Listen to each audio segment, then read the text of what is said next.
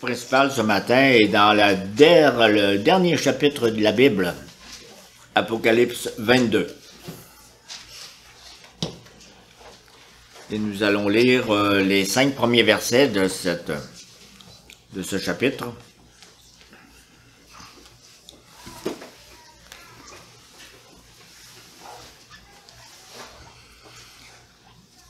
Prions notre Dieu. Seigneur, tu nous montres que dans ce livre, tu as amené l'apôtre Jean, qui était seul sur une île, qui était exilé. Tu l'as amené comme dans une vision pour lui montrer ce qui s'en vient. Seigneur, nous te demandons, Seigneur, de nous montrer qu'est-ce que tu prépares pour nous.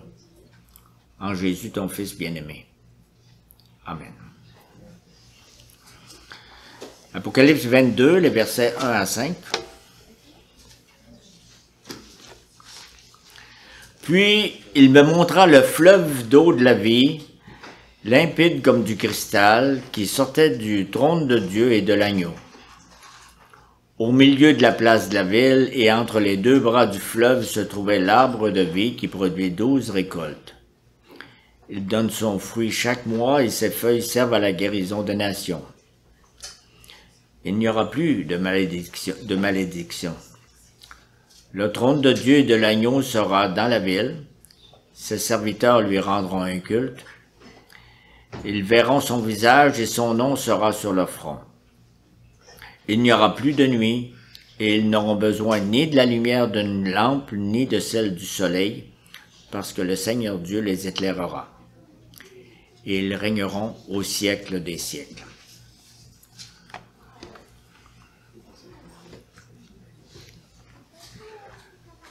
Tu demanderas au pasteur si on va travailler au ciel. J'espère bien que non. C'est quelqu'un qui est parmi nous autres qui a reçu cette question-là de quelqu'un qui vient pas à l'église en disant « Toi, tu connais ça? Vous connaissez ça? Qu'est-ce qui va se passer? Est-ce que nous allons travailler au ciel? » Si je réponds non, qu'est-ce qui va arriver à ceux-là qui aiment leur travail, qui aiment réaliser des choses? Je ne me ferai pas des amis. Mais si je réponds oui, il n'y aura pas de travail au ciel.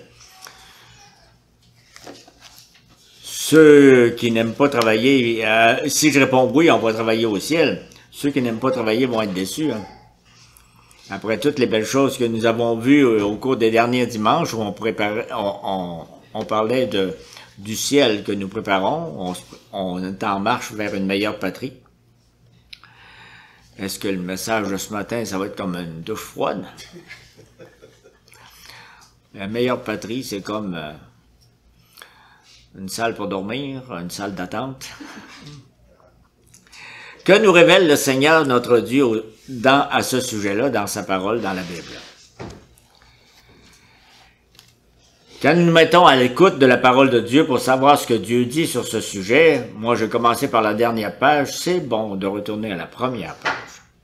Donc nous allons revenir dans Genèse 1 et 2 pour lire quelques paroles seulement sur à quoi ça ressemble, la création et notre rôle dedans. Genèse 1, je vais lire verset 28.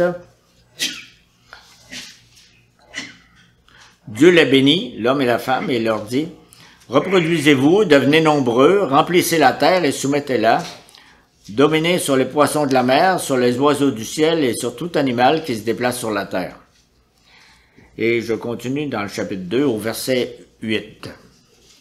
« L'Éternel Dieu planta un jardin en Éden du côté de l'Est, et il y mit l'homme qu'il avait façonné. » Je continue au verset 15. L'Éternel Dieu prit l'homme et le plaça dans le jardin d'Éden pour qu'il le cultive et le garde.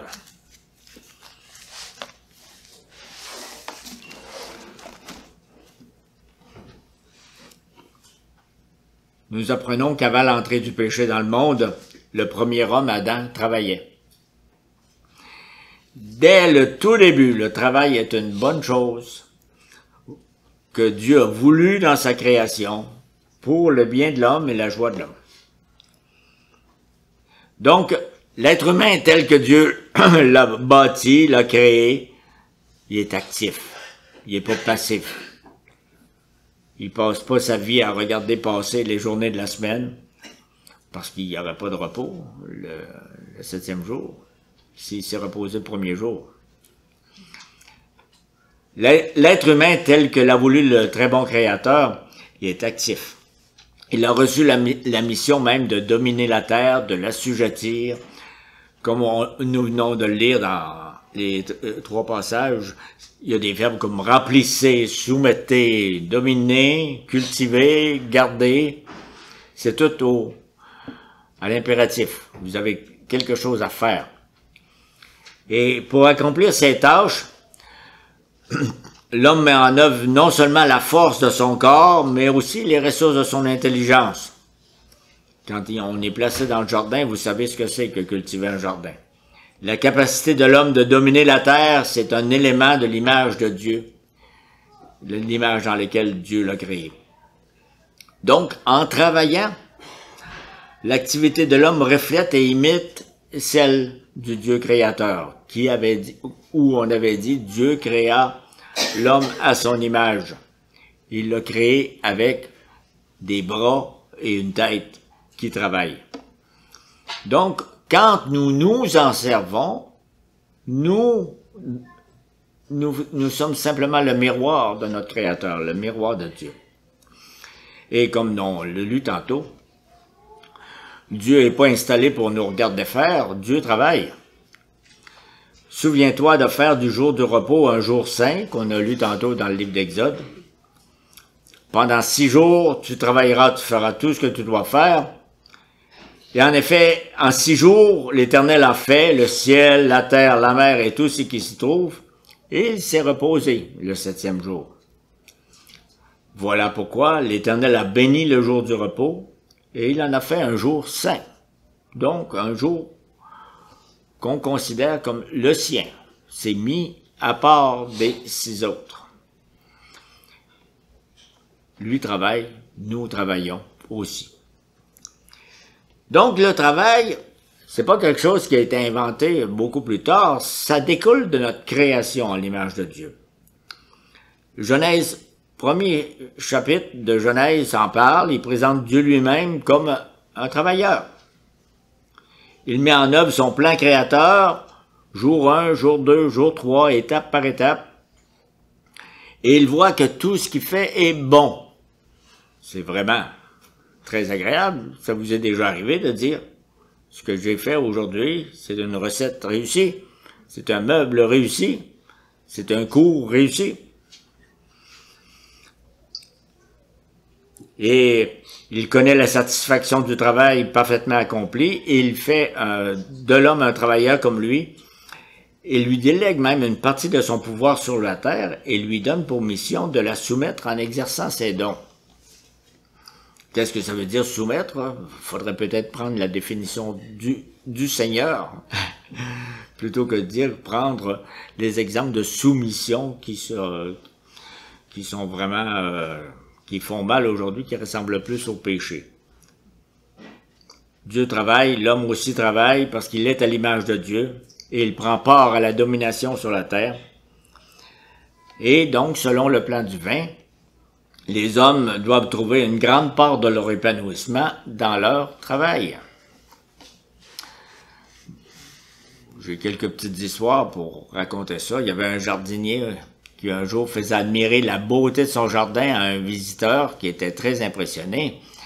Et le visiteur s'est mis à chanter les louanges du Seigneur, juste à revoir ses plants de fèves et ses salades. Mais le jardinier n'a pas trop apprécié que ce visiteur. Il dit au serviteur, « T'aurais dû voir l'état de ce jardin lorsque Dieu s'en occupait tout seul. » Il y a un peu du vrai dans cette remarque, dans le sens que Dieu demande à l'homme d'être co-ouvrier avec lui, co-cultivateur.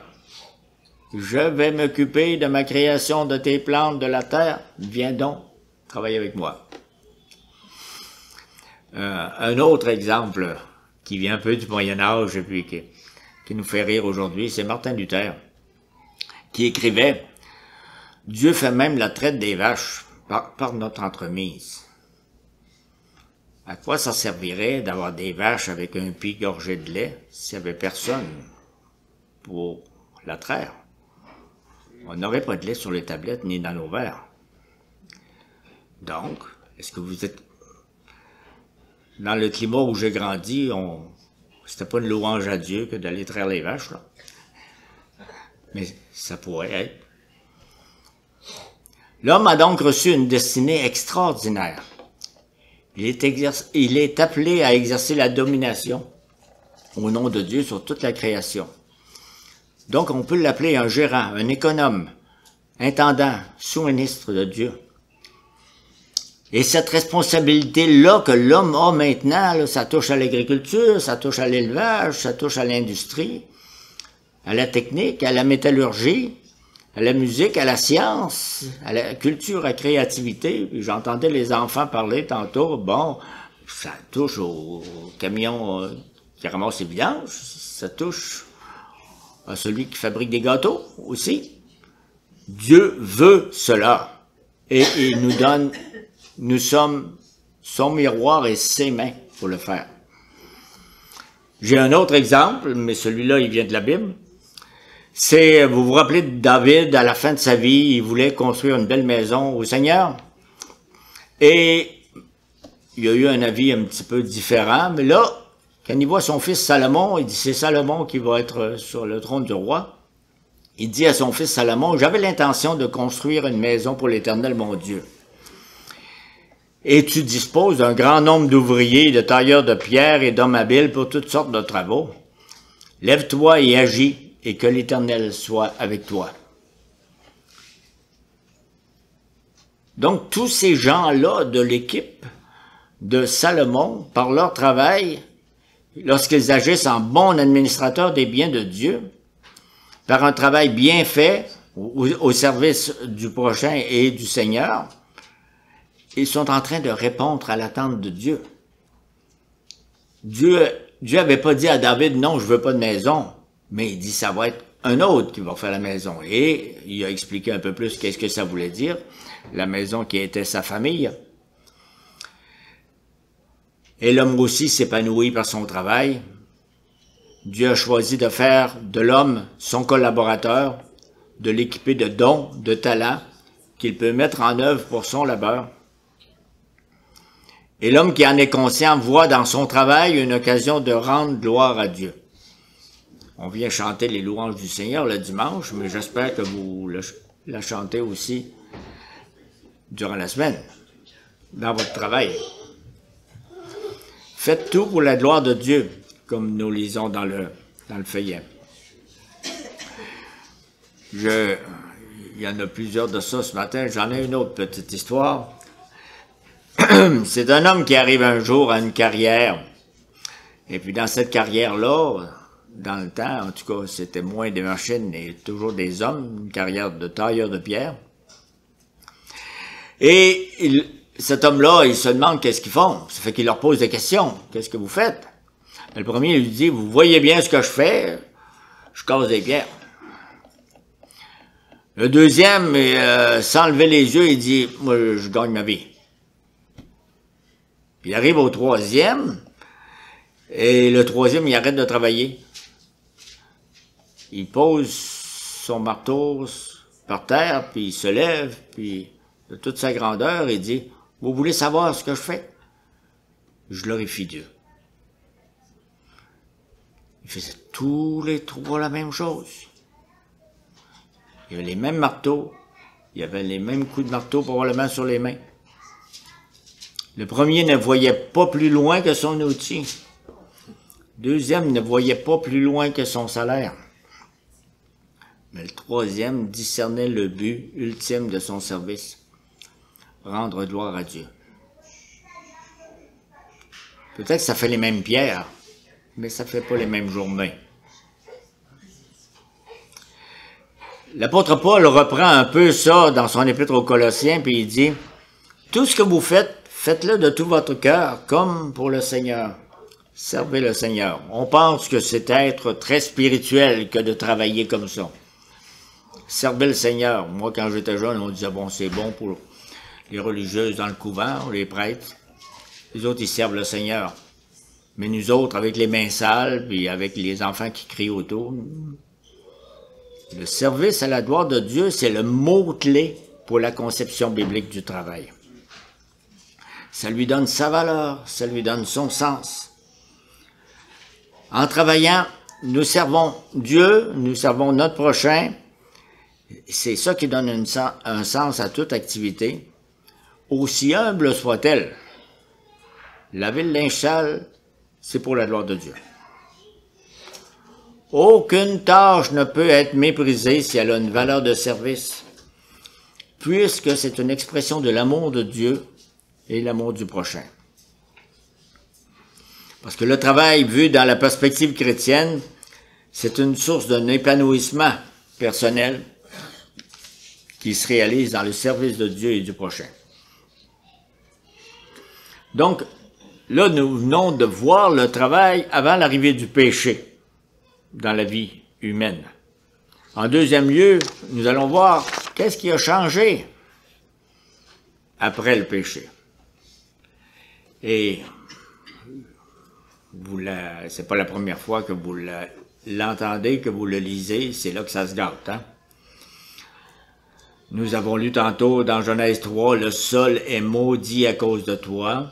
C'est avec peine que tu en tireras ta nourriture tous les jours de ta vie. Il te produira des chardons et des ronces. C'est à la sueur de ton visage que tu mangeras du pain. »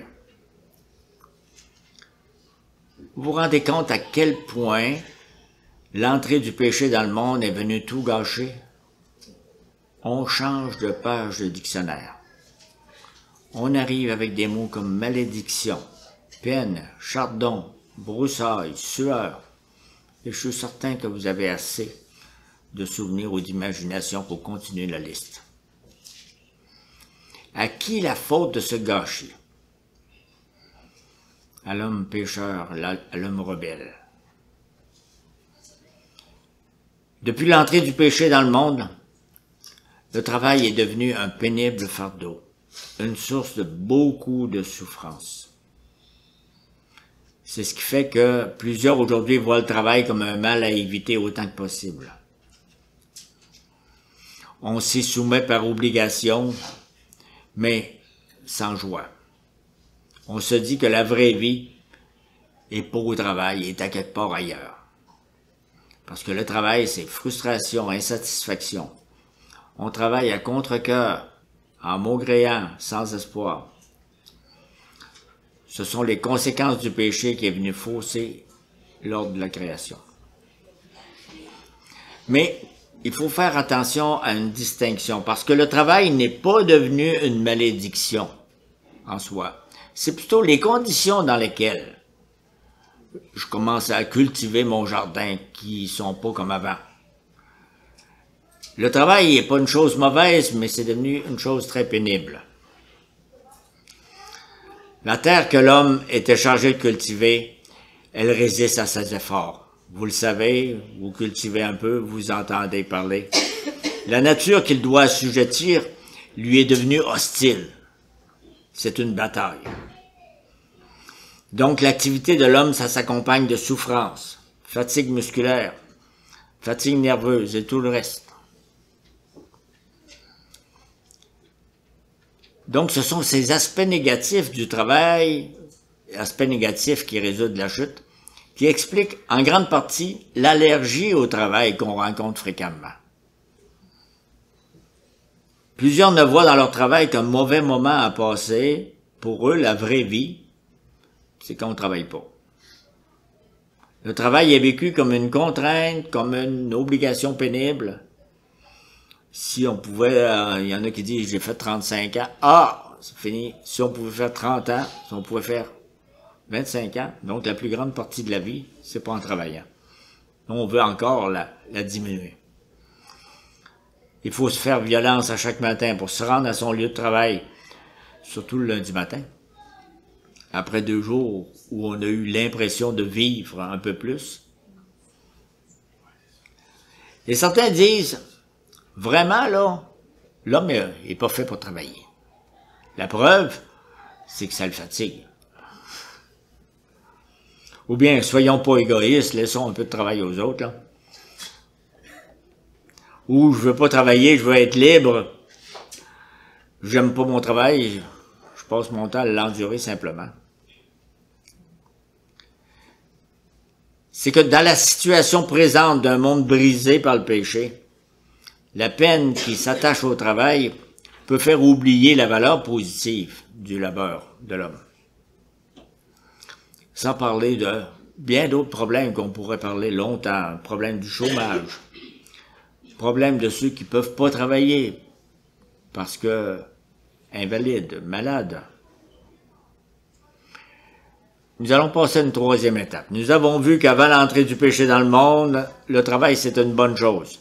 Maintenant, nous venons de voir qu'avec l'arrivée du péché dans le monde, le travail s'accompagne de peine, ça devient pénible.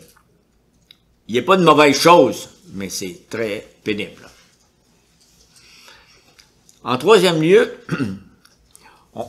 dans toute cette série où on s'entretient depuis plusieurs dimanches, on s'en va au paradis, on s'en va dans la nouvelle création.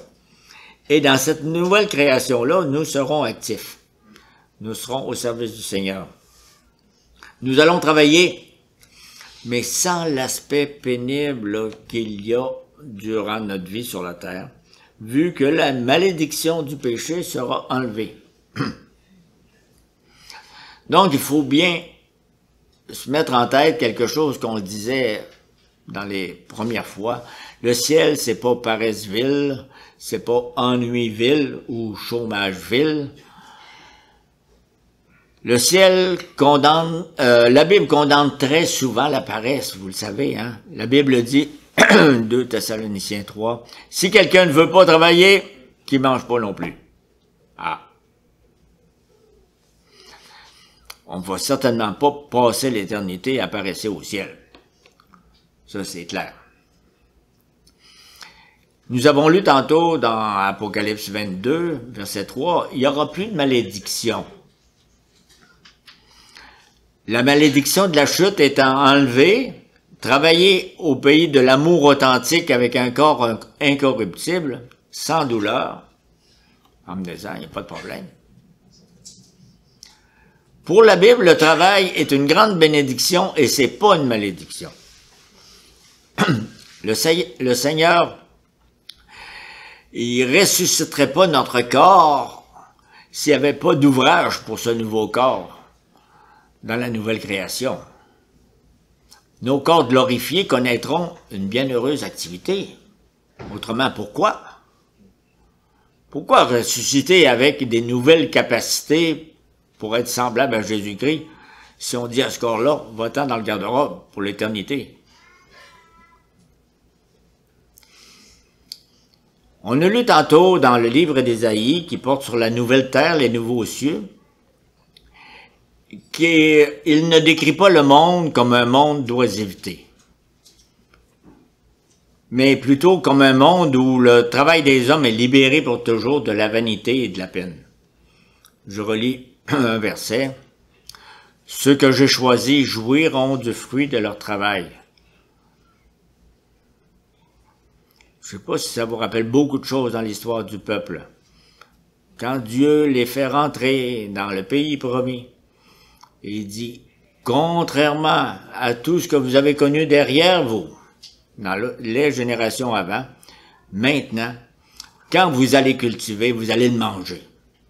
Quand vous allez construire une maison, vous ne vous la ferez pas détruire. C'est la grande chose. Que le travail donne un résultat, puis un résultat durable. Vous vous rappelez d'un psaume comme ça, donne à nos travaux un résultat durable. On peut le demander, parce que ça va se produire.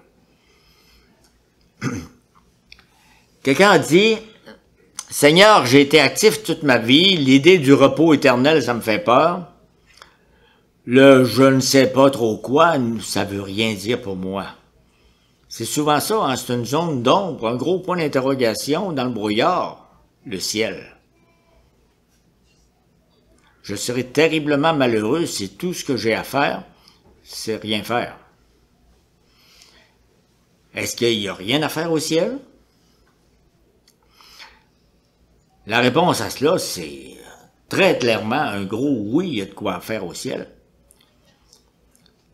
Mais parce que notre travail au ciel, ça va consister, on peut le dire, à servir Dieu de bien des façons différentes. Et vous allez me dire, les enfants me diraient, quoi? Servir Dieu comment? C'est quoi on fait? Est-ce que c'est une nouvelle liste de métiers, de professions qu'on va avoir pour là-bas? Une nouvelle liste de tâches? Ce que nous avons lu dans Apocalypse 22, ça nous dit que nous autres, les serviteurs, les servantes de Dieu, nous le servirons et nous régnerons avec lui au siècle des siècles. Nous serons tout proches du trône du roi. Mais c'est quoi qu'on va faire, précisément?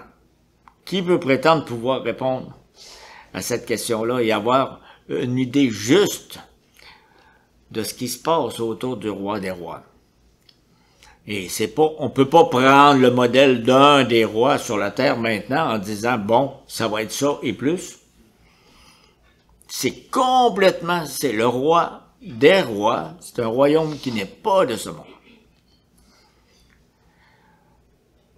On avait déjà dit dans les sermons précédents que quelque chose que je vous redis, tout ce que nous voyons pas actuellement, tout ce que nous voyons actuellement de ce que Dieu a fait, toute la sagesse et la puissance qui éclatent dans ses œuvres, ça nous enseigne à faire confiance à notre Créateur pour tout ce que nous n'avons pas encore vu, que nous n'avons pas la capacité de voir. Même confiance qu'un enfant a envers ses parents. Il comprend pas tout, il sait pas tout le temps où on va, il sait pas l'enseignement qu'il reçoit, qu'est-ce que ça donne, mais il fait confiance s'il y a une bonne relation papa-enfant. Nous ne devons pas avoir peur de confier un avenir qui est en partie inconnu au Dieu de Jésus-Christ que nous connaissons. Parfois, ici-bas, notre sphère d'activité nous paraît bien limitée. Notre champ d'action est tout petit, nos forces défaillent, les circonstances et l'ennemi sont contre nous. On voudrait bien étendre, puis on dirait que quand on finit notre vie active, c'est là qu'on a le plus d'idées à réaliser. Bientôt, il n'y aura plus de limites dans le monde de la perfection. Et qui sait dans quel nouveau domaine, de quelle manière inespérée, le Seigneur sera capable de nous employer. Des fois, je m'imagine un petit peu Moïse ou les gens de son époque, quand ils sont décédés, puis qui pensaient au ciel, ils pensaient à quoi? Ils allaient faire quoi au ciel? Josué, puis les gens de sa gang qui rentraient dans la terre promise. Quelle idée qu'il y avait du travail au ciel? Et moi, l'idée que j'en ai vient de mon expérience. Mais ça sera probablement, oui, mon expérience, la vôtre, et beaucoup, beaucoup, beaucoup plus, parce que nous serons avec notre Seigneur et notre Sauveur. Des fois, on dit, j'aurais besoin de plusieurs vies, j'aurais besoin d'une éternité pour faire tout ce que j'aimerais faire.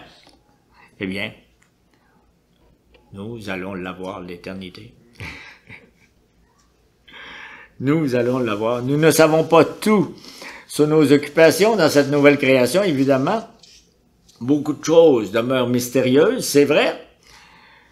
Mais nous devons avoir une entière confiance en notre Dieu pour la suite des choses. Dieu fera ce qui est le meilleur pour nous. Ça, c'est garanti. Je pense que un modèle, moi, qui m'aide, c'est de retourner dans Hébreux chapitre 11. Et un des exemples qu'il donne, c'est Abraham. Le bonhomme qui a reçu vraiment la grosse promesse, puis qui a quitté, pour suivre la parole de Dieu. Puis il a dit, il a marché toute sa vie. Moi, j'ai dans mon téléphone, on compte mes pas. Je pense qu'Abraham, lui, il aurait épuisé tous les téléphones. Il a marché toute sa vie.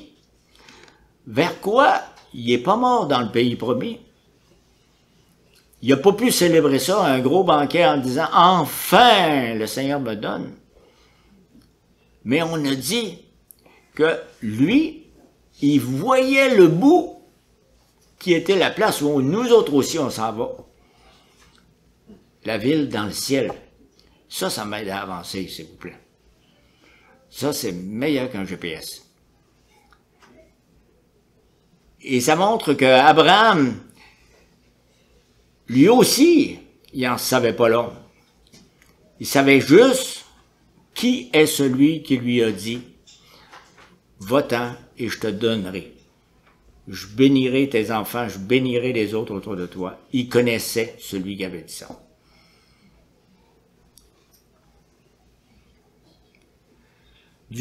Jésus s'est livré lui-même pour affranchir la création de la malédiction du péché.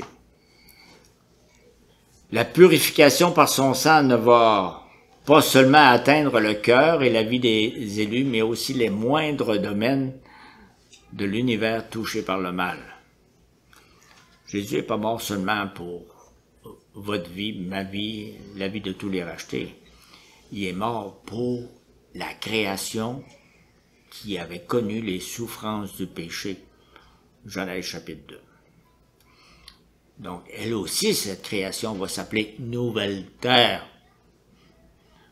Mon nouveau corps dans une nouvelle terre sous un nouveau ciel. Jésus a dit Jean chapitre 5, « Mon Père est à l'œuvre jusqu'à présent, moi aussi je suis à l'œuvre. » C'est pourquoi, c'est drôle à dire, là, c'est le jour du repos, le jour du Seigneur, puis on dit qu'il continue à travailler. Mais je pense qu'il travaille en observant le résultat de les 6 premiers jours. C'est pourquoi aujourd'hui nous sommes ici en vie, croyants, sauvés de tous nos péchés, réconciliés avec notre Créateur, en route vers la meilleure patrie, nous pourrons le glorifier et nous réjouir en lui pour toujours. Si c'est le cas, si nous sommes chrétiens, bien sûr, nous sommes dans son alliance, si nous sommes en route vers. Tous ces bienfaits sont à nous uniquement à cause du Seigneur Jésus, que notre texte de Apocalypse 22 appelle l'agneau. Jésus est l'agneau qui enlève nos péchés. Il n'y a pour les pécheurs aucune autre espérance que lui. On va voir l'agneau ressuscité qui nous attend dans sa maison, dans son domaine. Aucune autre espérance que celle-là. Quand on prend conscience de ce qu'il a fait pour nous, il a tout renversé ce que le péché avait produit avec l'ennemi de Dieu et l'homme qui avait dit oui, je fais comme lui. Il a tout renversé ça et il l'a payé de sa vie. On veut le servir, un gars comme ça. On veut servir notre Dieu pour l'éternité. Parce que lui, il en est digne. Ça va être à la fois notre sauveur et notre employeur. En son nom béni. Amen.